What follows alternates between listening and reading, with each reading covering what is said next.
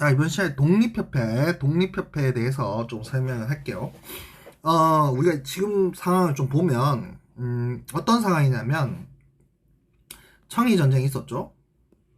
청일전쟁이 있었고, 청일전쟁 이후에 삼국간섭이 있었죠? 그 다음 뭐가 있었죠? 을미사변이 발생하고, 을미사변 이후에 아간파천이 발생한 겁니다. 그럼 자, 러시아 공사관으로 고종이 간 사건이 아간파천인데, 이 아간파천 이후에 이제 고종이 아간파천 한 상태에서 이제 민중들이 일어난 운동들, 그걸 우리가 좀 볼 필요가 있다는 거죠. 그래서 오늘 이제 독립협회를 볼 건데, 자, 독립협회는 아간파천 이후에 러시아의 영향력이 상당히 강화되고, 그리고 최애국을 근거로 열강대 이권 침탈을 가속합니다. 요거는 사실은 고종의 약간의 전략이 있었어요. 고종의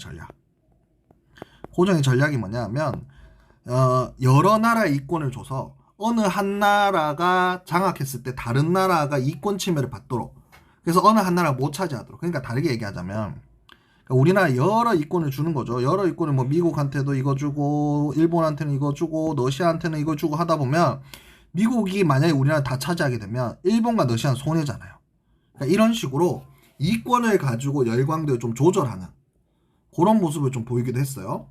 그 다음에 그렇게 되니까 일권 침탈이 심화되니까 진짜 우리나라가 위기에 온 것이 아닌가 하는 위기감을 더 느끼게 된 거죠. 자, 그럴 때 서재필쌤이 돌아옵니다. 이 서재필쌤은 무슨 경험이 있는 분이냐면, 이분이 원래 급진기 아파요. 그럼 무슨 경험이 있겠습니까? 그렇죠. 갑신정변의 경험이 있겠죠. 자, 갑신정변이 왜 실패했는가를 생각을 해보면 민중의 지지를 못 받았었잖아요.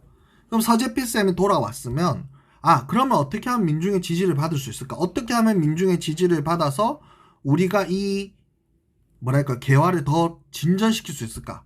라는 생각을 해보니, 민중의 지지를 받기 위해서는 언론을 장악해서 언론을 통해서 전달할 필요가 있겠다.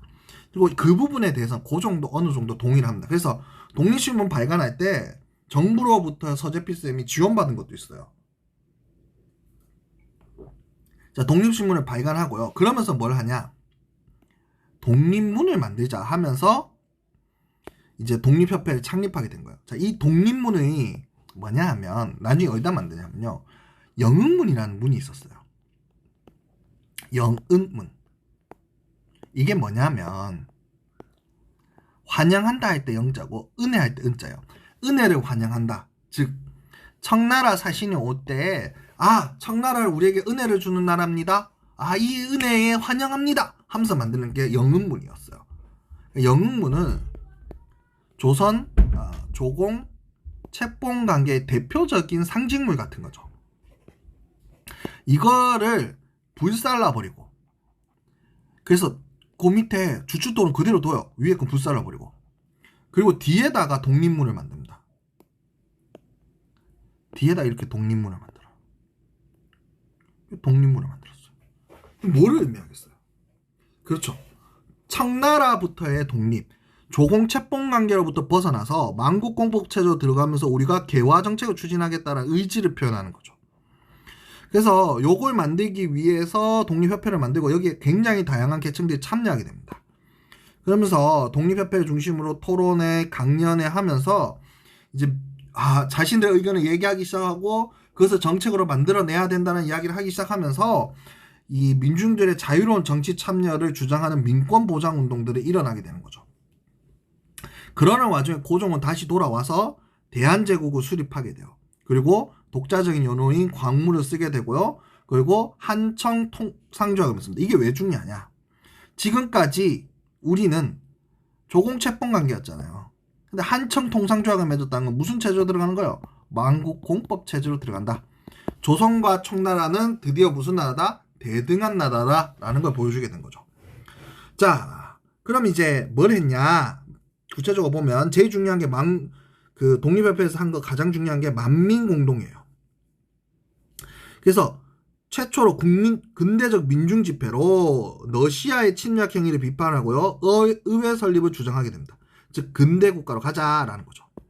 여기에 고종이 약간의 관심을 보이기 시작해요. 그래서 같이 하자. 그러니까 고종은 처음에 독립협회 만들어질 때부터 좀 긍정적으로 받고 좀 도와주고자 했어요. 그래서 관이 들어온다. 관료가 들어와서 관민공동회로 바뀌어요. 그래서 관민공동회가 되고 같이 헌의육조라는 것도 결의하게 됩니다. 헌의육조가 뭔지는 수업 시간에 같이 한번 봅시다. 이걸 실제로 고종이 제거하기도 해요.